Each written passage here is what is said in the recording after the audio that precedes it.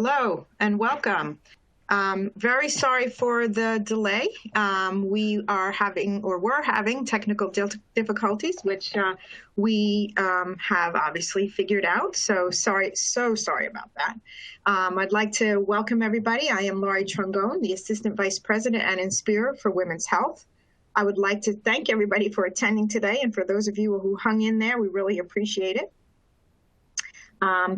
I'd like to just make sure that you understand and the platform that we are using. This is a very interactive platform. There's lots of things that you can do. You can move your little screens around, you can resize them, and you can download some things that we have offered as well. At the bottom of your screen, there are some engagement tools that you can use. You'll be able to download the slides, as I mentioned, and any other resources. We encourage you to be participative. We're going to ask a few questions and look to your participation in responding to those. And also, if you have some questions, we'll try to address all of those at the end.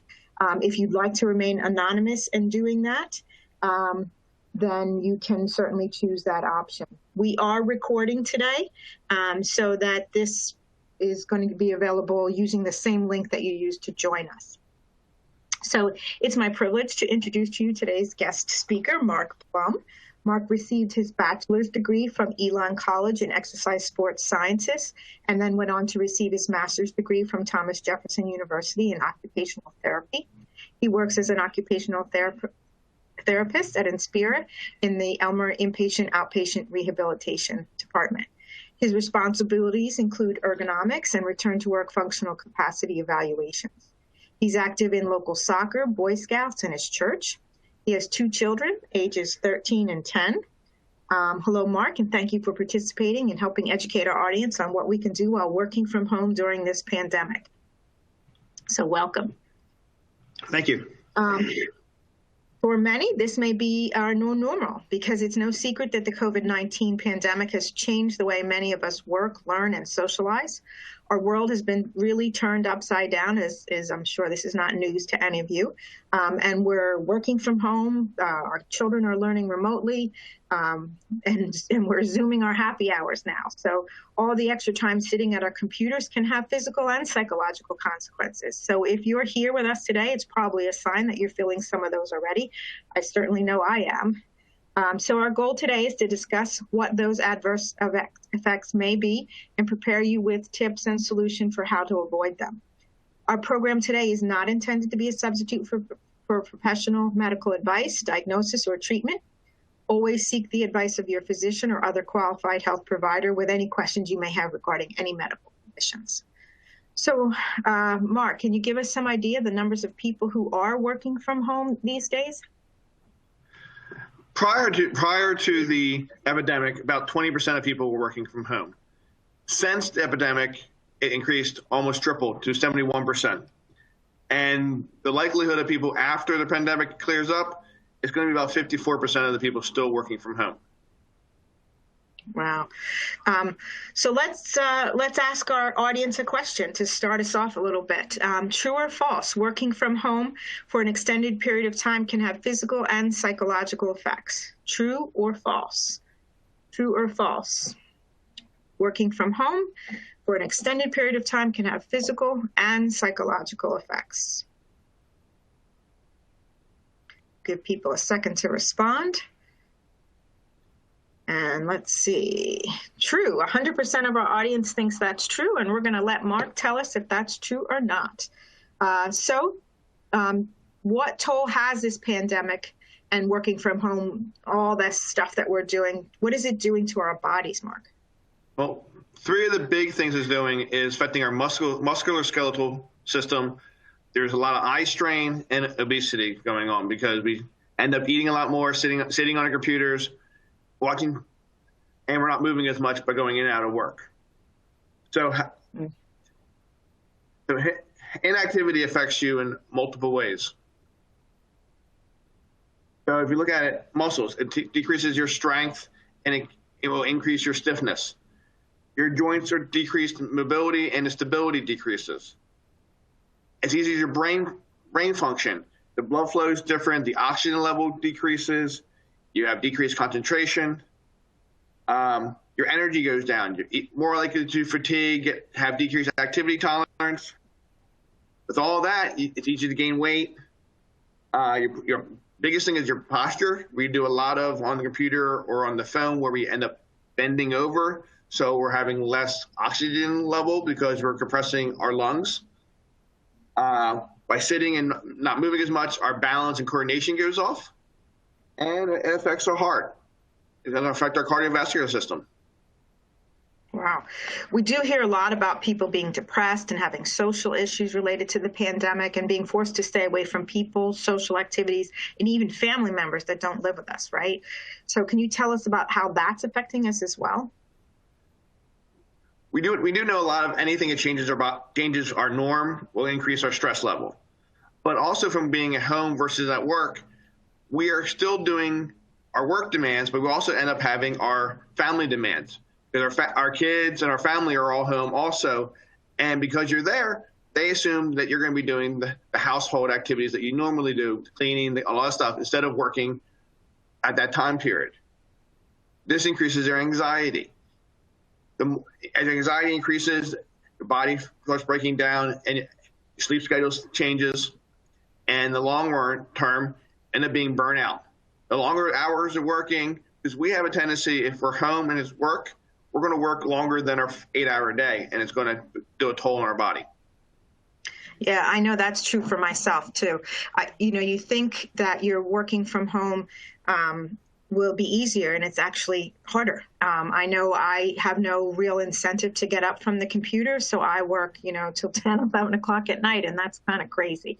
I'm getting a lot done, but that's certainly kind of crazy. So let's ask the audience if they understand what ergonomics is, because I think you're going to explain to us a lot about what that is and how this is all affecting us. So let's ask.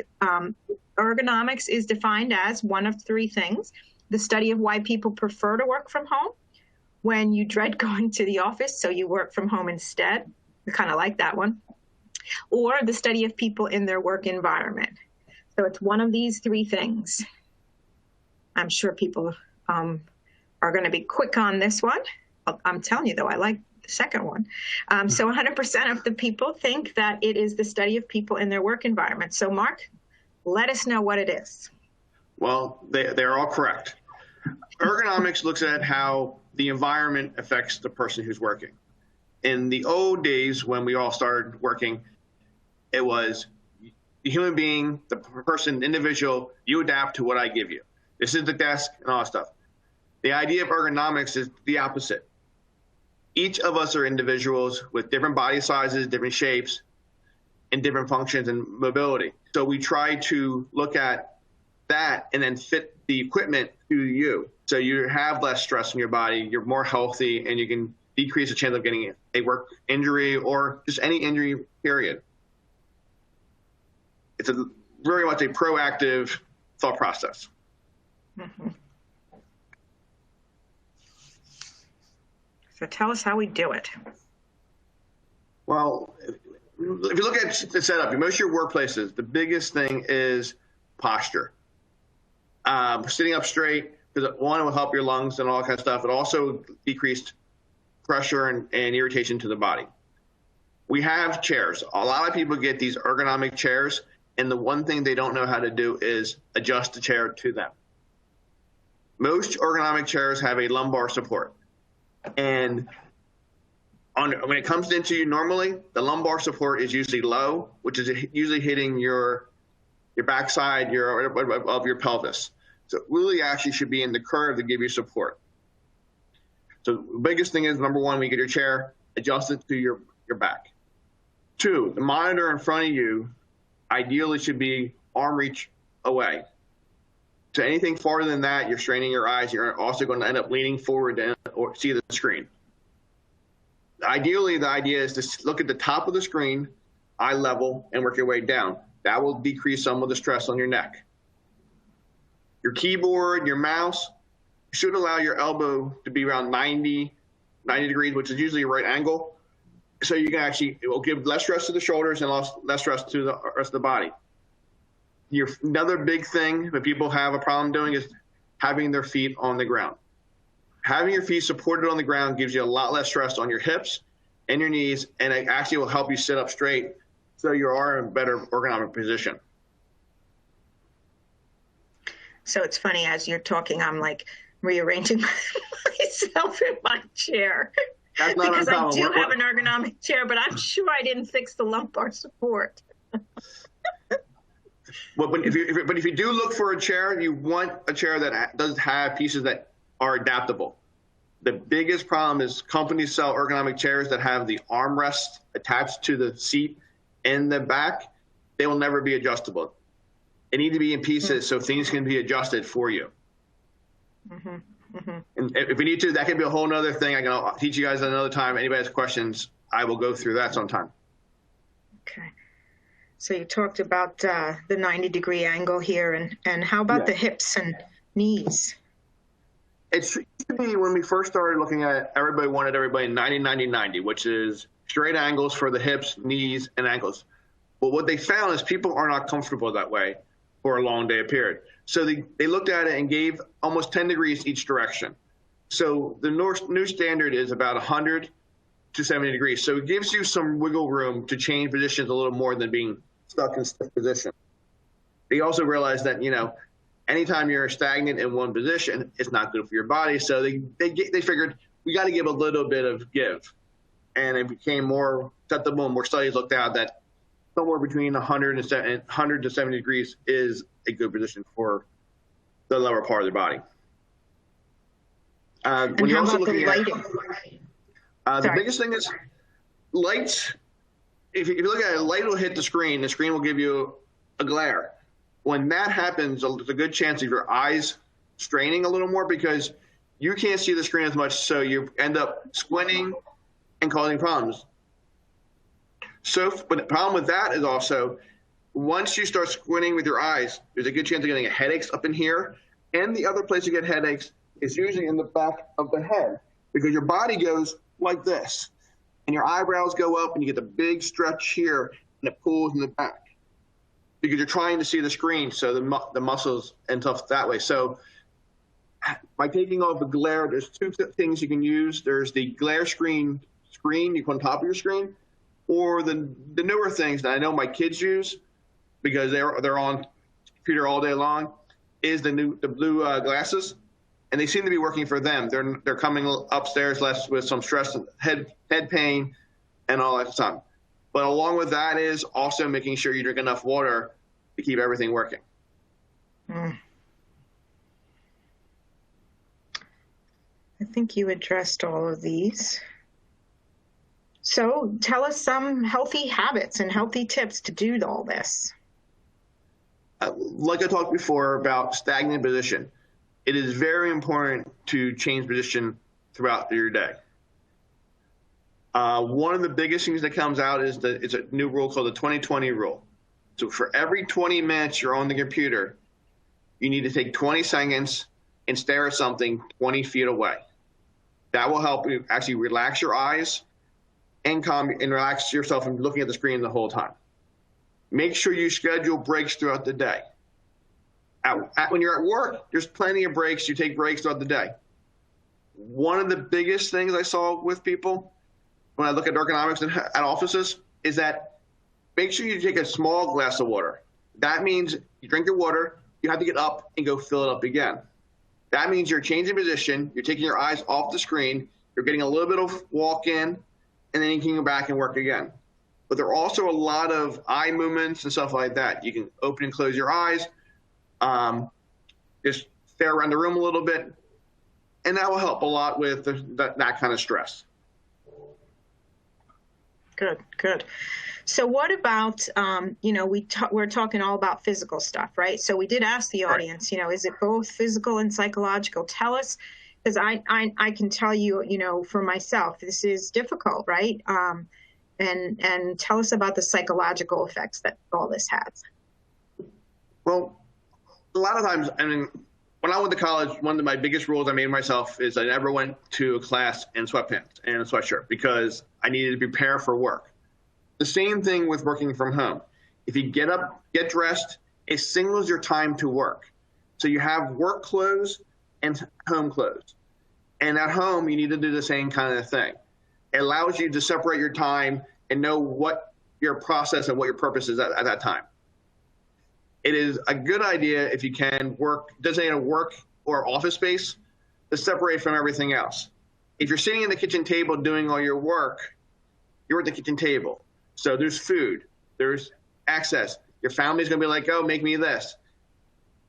It's much easier to sit in a place where it's sets up for you to do your work. But make sure you more or less set a time schedule for when you should be at work and when you're out of work. I mean, if you're done at 4 o'clock on a normal day at work, that's your time you're done at work at home. You don't go until 5 o'clock because, hey, I'm sitting at home, I don't know wherever the drive. No, your time is your time. You need to actually keep your body, because 8 hours plus, your body starts getting tired.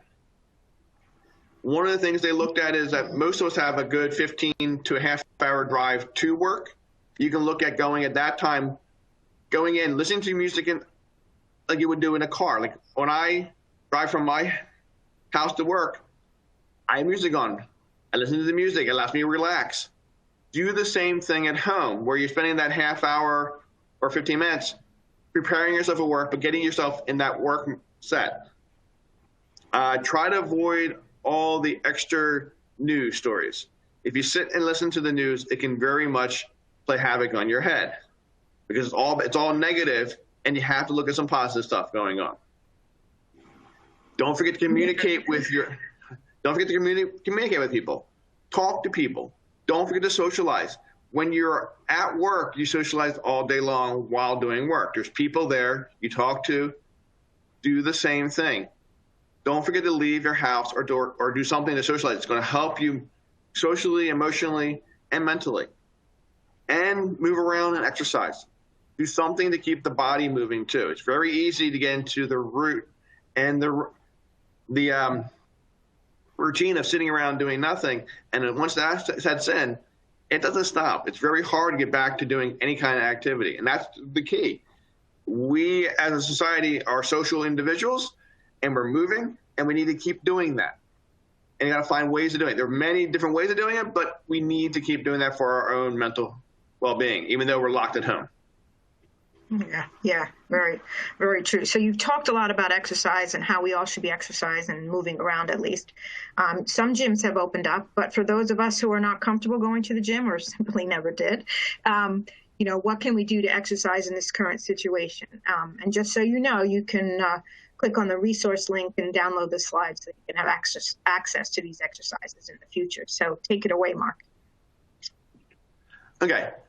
Some of the simpler stuff that you can do if you really are feeling out of shape and you are deconditioned, the two biggest ones are chair exercises and chair yoga poses. This also does stretching, movement of the body. So if you look at some of the things, just as simple as bringing your hands together, which we call a prayer stretch, stretches your wrists out from being on the computer. You can bring your arms up. You can stretch to the side, on the other side. With this, it's a lot less stress, but it's a nice beginning to someone who hasn't done much for a couple months or even a couple years. The chair yoga stuff is good for the same reason, but it also works on your breathing and your breathing techniques, which is a nice relaxation so you can calm yourself down, breathe better, also change positions and move those joints that are going to be stuck in certain positions. And then after that, there's a next level. That is your chair Tai Chi, which is another bringing your body in, moving your body into flowing body, which is breathing in and focus. So you can bring yourself out. Then there's the next level of stuff. The next level is a little bit more, is using your core extra muscles, using your stomach muscles, your chest muscles to hold support. And a lot of that's on the ground, doing crunches, doing planks, along with, then you add into a little bit of resistive training at home.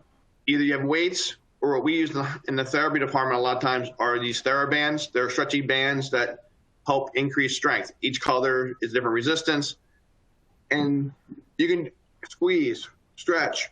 It's not bad. Following that is going outside. Go for a walk. Go for a little jog. Then you fall into, after all that, if you feel comfortable, going into the gym system and working out that way. But it's ideally to know that you take it slowly back into it. You don't go from sitting and doing nothing for 3 months to running 5 miles. After that 5 miles the first day, you're not moving the next day. I've done it for sports, and it's like you hurt. So you're going to decrease the chance of having it happen to you. So it's definitely ideal is to work your way back up to being in shape. Okay. So you talked a bit about the chair posture already and the angles. And how about, I know we have these here at Inspira, the things where you can stand. Tell us a little bit about this typing posture. The benefit of most things is that there are many different heights, and you can adapt yourself to those heights to help out.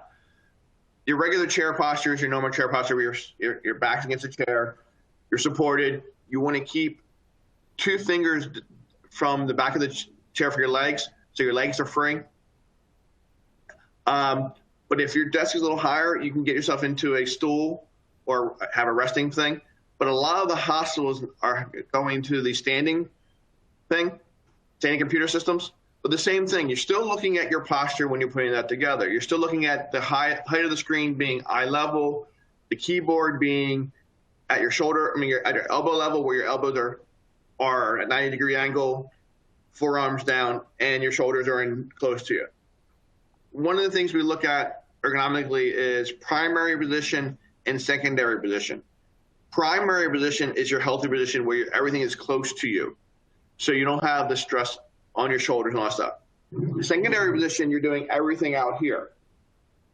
Once you bring your arms away from your body, the muscles at your shoulders, especially your trap muscle, which is the muscle that attaches from here down to your shoulders and then to the middle of the back, it looks kind of like this position, this your back. That holds up your arms, and those muscles get very, very tight and very, very sore. And what happens is you end up putting yourself in weird positions to avoid that, and they're causing other issues in the muscular system. Okay. And these are just some more exercises to do the stretch prior to working on the computer system. This is, if you're going to work from home on a computer all day long, it's very important to stretch prior, halfway through, and even at the end of the day. This way your body is going to be less chance of getting hurt. So we're doing stretching back and forth, shoulder rolls, bringing it in. All these little exercises will prepare you for your workday.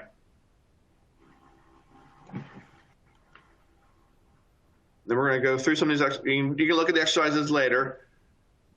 We're going to go to, if you do decide to go back to work, it is important to prepare yourself for back to work. Review your hazards that you had there. Just your basic body mechanics when you're moving patients or moving equipment at work. Know how your body is now a little deconditioned, so you know chance of having fatigue, decreased activity tolerance is more likely to happen. So you're going to look at your body and look what's going on. So do your warm-up body mechanics. Talk to your communication with your bosses and let them know, hey, I'm coming back. I'm a little concerned about positioning and all kind of stuff. Can we go over what the job entails again? Because it's different home and work. It's just getting yourself prepared for the workforce again. Okay. So tell us, what happens then when we do have to go back? So when we do go to work, our bodies aren't ready for that initially. It's like an athlete who takes off a couple weeks from running and they go running. Your body needs to work its way back up to that kind of schedule, that kind of positioning. So you take it slow. You more or less focus on what your work is. You understand the demands of your work, how it all sets into place. As I said before, you want to do a little bit of warm up, stretch the muscles, get yourself prepared for work. Talk to your boss, communication with them, communication with everybody else, and what their expectations are. They are now that you're at work versus what their expectations are for you when you're at home. It's going to be a little bit different expectations. And you got to look at how comfortable you are being at work where you are wearing the mask and wearing all that stuff. There is a little bit of psychological with that when you're wearing the mask for 8 hours a day versus when you're at home, you're like, I don't need the mask right now because I'm at home. Can you work on breathing inside the mask, work on using the mask on an 8 hour a day, knowing when you can take it off, when you need to wear it, and any other kind of situations that you know that might scare you when you first go to work. Right. Well, thank you very much, Mark. That was very informative, and I hope for people who hung in there for us, we're able to get a lot out of that. You know, as always, whenever we do any of these programs, we want you to be able to stay healthy and get any assistance that you need. If you do need therapy, you know, you will need to get a referral from your physicians, but we can help you do that. You can call the office and we can get the referral you need and help you through the process. Again, I'd like to thank you, Mark, for helping us through this. I think it's a very timely topic. Obviously, we've all now been doing this for quite a while from home, and things are very different for all of us. So our next Spirit of Women program is on March 18th. We'll be talking about the leaky truth and debunking 10 myths about incontinence. If you're interested, you can actually register right here on the console before you exit. Please stay safe, everyone, and thank you for joining. And again, thank you for hanging in there for those of you who worked through the technical difficulties we were having. Okay, enjoy your day, everybody. And again, thanks, Mark. No problem. Have a good day.